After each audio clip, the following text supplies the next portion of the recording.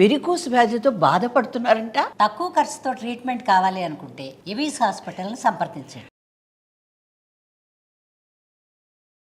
నమస్తే రమ్మగారు. నమస్తే జయ. రమ్మగారు, నదీ స్నానాలు చేసేటప్పుడు ఎలాంటి నియమాలు పాటించాలండి? ఏం పాటించక్కర్లేదు. అంతేనా? ఒకటి ఫస్ట్ కొన్ని పాటిస్తే మంచిది. చాలా పాటించవచ్చు. అవన్నీ మనకు చేత కాదు, కొంచెం వచ్చు. కానీ బేసిక్ నదీ స్నానం అవకాశం దొరికితే వదిలిపెట్టద్దు. ఫస్ట్ అది అదేదో చెయ్యాలనేసరికి అవన్నీ ఎవరు చేస్తారండి అనిపిస్తుంది కదా జయ. అవునవును. అవును అవునా? రమ్మగారు, అవును. మీరు అలా డిస్కరేజ్ అవ్వద్దమ్మా. నదీ స్నానం ఎక్కడైనా, ఓ గోదావరి, ఓ కృష్ణ, ఓ కావేరి, ఓ తుంగభద్ర, ఏదైనా ఇది నది అనగానే చెంగును దూకేయండి అందులో, అంతే. ఎందుకంటే ఈ నదులలో ఒక రకమైన కరెంట్స్ ఉంటాయి జయ, ఎక్కడి నుంచో వస్తాయి. ఈ నదులు సాధారణంగా అన్నీ కూడా మునుల వల్ల జన్మించినవిగా ఉంటాయి. ఏదో ఒక అద్భుతమైన కార్యాన్ని సాధించడానికి పుట్టినవి ఉంటాయి. ఎన్నో రకాల భూముల మీద నుంచి ప్రవహిస్తాయి. ఎన్నో రకాల వృక్ష సముదాయం, ఎన్నో రకాల ఏమంటారు ఔషధులు, ఆ మట్టి పవరున్న మొక్కలు, పవరున్న ప్రాంతం, వాట్లలోంచి వస్తాయి. ఈ వచ్చే వాటిని మనము అందులో ఉన్న పవర్ని కొంతైనా మనం సొంతం చేసుకోవచ్చు. ఒక తాత్కాలిక స్నానం వల్లైనా సరే. ఒక దేవాలయ దర్శనం ఎలాంటి ఫలితం ఇస్తుందో ఒక నదీ స్నానం ఇంచుమించుగా అలాంటి ఫలితాన్ని ఇస్తుందని నమ్మండి మీరు. బా, అంత గొప్పది నదీ స్నానం. ఏదో చెరువు స్విమ్మింగ్ పూల్స్లో దూకట్లేదమ్మా, మనం చేసుకునేవే గోతులు, మనం తీసుకున్న గోతులే మనమే సిమెంట్ చేస్తాం, దాని నిండా సిమెంటు, క్లోరిను, దిబ్బ తిరుగుండం, నీళ్లు. అవును, అంతేనా? నీళ్లు కనపడితే ఉద్రేకంగా ఉంటుంది చాలామందికి. ఈ దిగుతాం, వీటి వల్ల వచ్చే ప్రయోజనం లేదు, కేవలం నీటిలోకి దిగటమే కానీ, అంతే కదా. అంతేగా. కానీ నదులు అట్లాంటివి కాదు, వాటికి సహజ సిద్ధంగానే శక్తి ఉంటుంది. దాంట్లోకి వెళ్తే ఎంతో కొంత ఉపయోగపడుతుంది. నదీ స్నానం వల్ల ఉన్న ప్రయోజనాలు అన్నీ ఇన్నీ కాదు. మీకు మళ్ళీ ఇంకోటి ఏంటంటే, ఈ స్నానం చేశాక సమీపంలో ఉన్న దేవాలయ దర్శనం చేయగలిగారా, ఒకటికి 10 లాభం మీకు. నదీ స్నానం చేసి దేవాలయ దర్శనం చేయడం. శ్రీశైలం వెళ్తాం, శ్రీశైలం మనం ఎలా వెళ్తున్నాం జయ, పరిగెట్టుకుంటూ వెళ్ళి పరిగెట్టుకుంటూ వచ్చేస్తున్నాం. అవును కదా రమ్మగారు. అంతేగా. ఇవాళ పొద్దున వెళ్తాం, రేపు పొద్దున వచ్చేస్తాం. అంతే. హైదరాబాద్ నుంచి అయితే అంతే. రాత్రికి రాత్రి తిరిగి వచ్చేసే వాళ్ళు కూడా కొన్ని ఉంటాయి కొంతమంది, అవి కూడా సాయంత్రమే పరిగెత్తుకొచ్చేసి వచ్చేస్తున్నాం. అదే చేస్తున్నాం. కానీ స్నానం చేద్దాం, పాతాళ గంగలోకి వెళ్దాం, అలాంటివి ఆలోచిస్తున్నాం మనం. ఆలోచించట్లా. ఆ వెళ్తుంటే దారిలో స్నానం చేసే వాళ్ళు కృష్ణలో కనిపిస్తుంటారు. ఆహాహా, వీళ్ళు ఎవరో స్నానం చేస్తున్నారే అనుకుని వెళ్ళిపోతాం. స్నానం చేయటమే పనిగా వెళ్ళిన వాళ్ళు కొంతమంది ఉంటారు. ఎంతమంది చేస్తున్నామో ఆలోచించండి. ప్రతిసారి కాకపోయినా అప్పుడొకసారైనా తీసుకోవాలి. పుష్కరాలు వస్తాయి, అప్పుడు ఒక ఉద్రేకంగా ఉంటుంది మనకి. అందరూ వెళ్ళిపోతున్నారు, మనం వెళ్ళటం లేదా, పరిగెడతాం. అప్పుడు మామూలుగా కూడా చేయొచ్చునే. పుష్కరాలు ఉన్నప్పుడు చేయొచ్చు, మామూలుగా కూడా నదీ స్నానం చేయొచ్చు. ఏ కాశీయో వెళ్తారు, శ్రీరంగం వెళ్తారు. కాశీ వెళ్తే అందరూ గంగా స్నానం ఖచ్చితంగా చేస్తారు. శ్రీరంగం వెళ్ళిన వాళ్ళు కావేరీ స్నానం చేస్తున్నారా, అదొకటి చూసుకోండి. మొన్న నేను ఉజ్జయిని వెళ్ళాను, క్షిప్రలో స్నానం చేయలేదు జయ. నాకు ఎంత బాధగా ఉందో, మళ్ళీ వెళ్ళిపోవాలనుంది. ఎందుకంటే మేము ఉన్నది ఒక చోట, ఆ నది ఇంకొక చోట, ఏమిటో నడక, ఏదో గందరగోళం.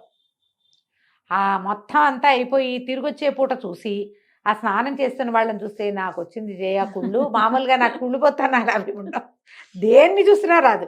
కానీ ఎవరి తోటలో అయినా వాళ్ళు వంకాయలో సొరకాయలో కోసుకుని కూర చేసుకుంటుంటే ఒకటే, బాగా చేస్తున్నారు, ఏంటి వీళ్ళ అదృష్టం, నాకు రాలేదే ఇది అనిపిస్తుంది. అదొకటి. అక్కడి నుంచి నదీ స్నానం చేసే వాళ్ళని చూసినా నాకు అలాంటి భావమే వస్తుంది. బాబ్బా, వీళ్ళు ఎంత అదృష్టవంతులు, భలే హాయిగా చేస్తున్నారే వీళ్ళు అనిపిస్తుంది. ఆ అవకాశాన్ని తీసుకోండి. ప్రతిసారి కూడా స్నానం, ఇప్పుడు ధర్మపురి అవి వెళ్తే గోదావరి ఎక్కడో ఉంది, నీళ్ళు ఇన్నే ఉన్నాయి. ఓసారి ఇప్పుడు భద్రాచలం వెళ్తే చాలా తక్కువ నీళ్లు, సరే అంత తక్కువగా ఉన్నాయి వద్దులే అలా అనిపించింది. కానీ వెళ్ళి అలాంటిది చేయొచ్చు. ఈ నదీ స్నానం చేసేటప్పుడు పాచిగా వెళ్ళకూడదు, మనం స్నానం చేసి వెళ్ళాలి. ఇప్పుడు అవకాశం లేదు, మనం దారిలో వస్తున్నాము, అప్పుడు వెళ్ళొచ్చు. కానీ అవకాశం ఉంటే కనుక స్నానం చేసి వెళ్ళటం. తర్వాత ముందే నదిలోకి దిగే ముందే కాళ్ళు కడుక్కోవాలంటే, ఇలా ఏమైనా వెళ్ళాల్సి వస్తే ఎక్కడైనా వెళ్ళి కాళ్ళు చేతులు కడుక్కొని అప్పుడు నదిలోకి దిగాలి. మనం ఇచ్చే గౌరవంగా నదిలోకి వెళ్ళాక యూరినేట్ చేసేస్తారు. పచ్చి పాపం, అది చేయకూడదు. చిన్నపిల్లల్ని వాళ్ళందరినీ కూడా బయటే పిసిపోయించేసి అప్పుడు పిల్లల్ని నదిలోకి దింపుకోవాలి. ఎప్పుడు కూడా మనం నదికి ఇచ్చే గౌరవం అది. అంతేకాకుండా మనలాంటి వాళ్ళందరూ దిగుతారా? మరి ఈ పని చేయొచ్చునా? చేయకూడదు. సబ్బులు షాంపూలు నదుల్లో వాడకూడదు.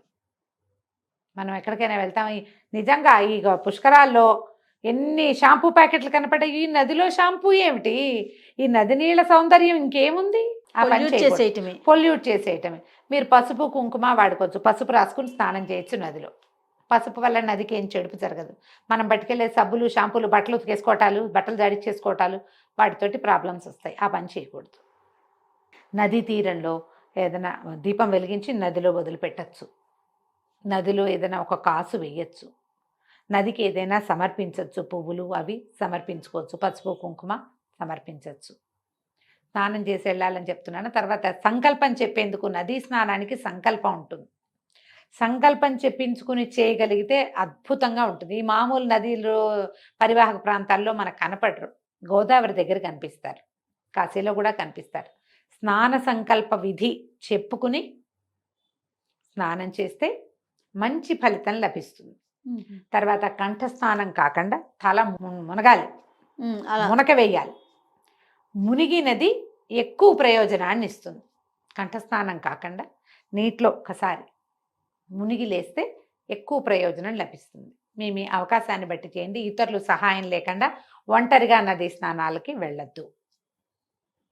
ఇక ఈ రేవులో చాలామంది జనం ఉన్నారు, ఎవ్వరూ లేని నిర్జనంగా ఉన్న చోటకి వెళ్దామని భావించకండి. ప్రమాదం. ఆ పని చేయకూడదు. జనం ఉన్న చోటే మంచిది. తర్వాత ఎవరైనా మనకేసి చూస్తున్నారేమోనని పరిశీలించకూడదు. మనం ఎవరికోసి చూడకూడదు. నదీ స్నానాల్లో అది నియమం. మగవాళ్ళైతే తర్పణాలు విడవటం, వాళ్ళ పెద్దవాళ్ళ మాట పేరు ఎవరిదైనా తలుచుకొని ఇవ్వచ్చు. తర్వాత సూర్యుడికి అర్ఘ్యం ఇవ్వచ్చు. ఆడవాళ్ళు కూడా ఇచ్చుకోవచ్చు. తెల్లవారైతే సూర్యుడికి అర్ఘ్యం ఇవ్వచ్చు, నీళ్ళెత్తి సూర్యుడికి చూపించి వదిలిపెట్టచ్చు. తర్పణాలు లాంటివి కూడా విడుచుకోవచ్చు. మంత్రం చెప్పుకుని స్నానం చేస్తే విశేషమైన ఫలితం లభిస్తుంది. మీకు అవకాశం వస్తే మాత్రం వదిలిపెట్టకండి. ఇవేం చెప్పే అవకాశం లేదు, అక్కడ పువ్వులు వేయలేము, దీపాలు వదలలేము, ఏమీ చేయలేము. స్నానం చేయగలము కదా, అవకాశాన్ని మాత్రం అదైనా వదిలిపెట్టకుండా తీసుకోండి. సెలయేర్లు పైనుంచి పడే జలపాతాలు కానీ, నదులు కానీ, సముద్రాల్లో కానీ స్నానం చేసే అవకాశం వస్తే మానద్దు. కానీ ఈ 3 చోట్లకి కూడా ఒంటరిగా వెళ్ళకండి. నేను తాను కూడా కాదు, ఇంకా ఉండాలి జనం. మన ఇద్దరమే ఉన్నాం పర్వాలేదు అనుకోకండి. కొంచెం నలుగురు ఉండాలి. అక్కడ నలుగురు మనుషులు కనపడ్డ చోట దిగచ్చు, మనుషులు లేని చోట్ల మాత్రం దిగద్దు.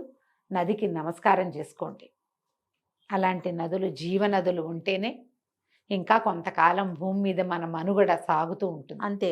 ఈ నదిని పొల్యూట్ చేయకూడదు, శుభ్రం చేయాలి. ఈ నదిలో స్నానం చేసినప్పుడు ఏం చేస్తారంటే నదిలోంచి ఒక గుప్పెడు మట్టి తీసి బయట వేయాలని చెప్తారు. ఓ రాయి తీసి బయట వేయటం. నదులు పూడికి తీయబడాలి, మట్టి తీసి విసురుతారనమాట బయటికి. పెద్దవాళ్ళు చెప్తారు, చేతికి అందిన మట్టి తీసి విసరండి అని. అవకాశం ఉంటుంది, ఉండదు. పాత రోజుల్లో చేసేవాళ్ళు. నువ్వు ఎంతసేపు అడుగుతావు కదా, కాయిన్స్ వేస్తాము నదిలో. పాత రోజుల్లో ఏం చెప్పేవాళ్ళు, మనవి రాగి కాసులు ఉండేవి. ఈ రాగి లోహం వల్ల నీళ్లు శుభ్రపడతాయి, అందుకని రాగి కాసులు వేయించేవాళ్ళు. మన దగ్గరకు వచ్చేసరికి రాగి కాసులు పోయినాయి, నానాటికే పోయినాయి, నీనాటికి అసలు రాగి కాసు ఏమిటో తెలియకుండా అయ్యారు. అయినా వేస్తాం. కాసు వేయటం అనేది గౌరవం కింద భావించి వేసేవాటుగా. ఈ లోహాల వల్ల మన నదికి ఒరిగేది నిజంగా ఏం లేదు, ఏముండదు. కానీ రాగి కాసు, మీరు ఏదైనా నదీ స్నానానికి వెళ్తుంటే ఒక రాగి కాసు కొనుక్కోండి, బజార్ వెళ్ళి ఒక కాసు కొనండి, తీసుకెళ్ళి వేయండి. సూపర్. అప్పుడు నది నీళ్ళని శుభ్రం చేసిన ఫలితం మనకు లభిస్తుంది. తప్పకుండా. అంతే. చాలా సంతోషం రమ్మ గారు. నమస్తే. నమస్తే.